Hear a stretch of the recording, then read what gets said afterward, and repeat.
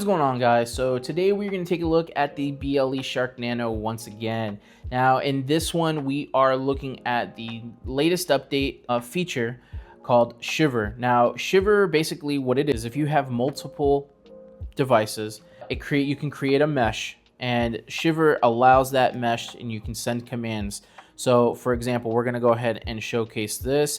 We're going to go to execute. We are going to go to BLE, scan all peers. You should see all of your BLEShark Nanos that are connected to the device. Okay, so we're going to click all peers and we're going to send it. It's going to send it to these other two devices here as well. And what it's doing is it's doing a BLE scan. Once it receives its data, it'll send it over to the primary device where you initiated the scan. And then after it receives that data, it'll do its own scan, and then it will give you scan results. So here we have our scan results summary, and it'll tell us all of the devices it scanned, and how many devices were used to scan, and it'll tell us how many devices each BLEShark Nano picked up, and the type of device, and featured 24 connectable, 4 named, and then 19 with manufacturer data. Okay, and then the signal.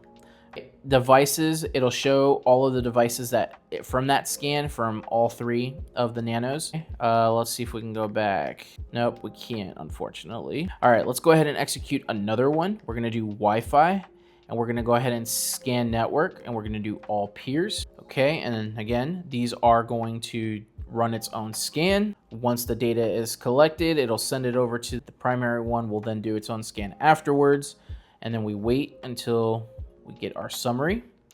And here we go. We've got our scan results, we've got summary, we have networks, and then we have our save scan, so we can save that data to the device.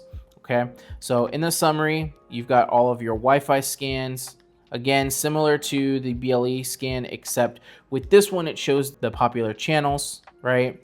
The type of security that the networks were. So we've got 1 that's open, 24 that's got the WPA2, and then 3 with the WPA, I think that says +2. And then the top coverages for the network, right? So we can go back, we can go to networks, and it'll showcase all of the different networks that were picked up as well. All right, so that is just going to be a quick demonstration of Shiver on the BLEShark Nano on their latest firmware.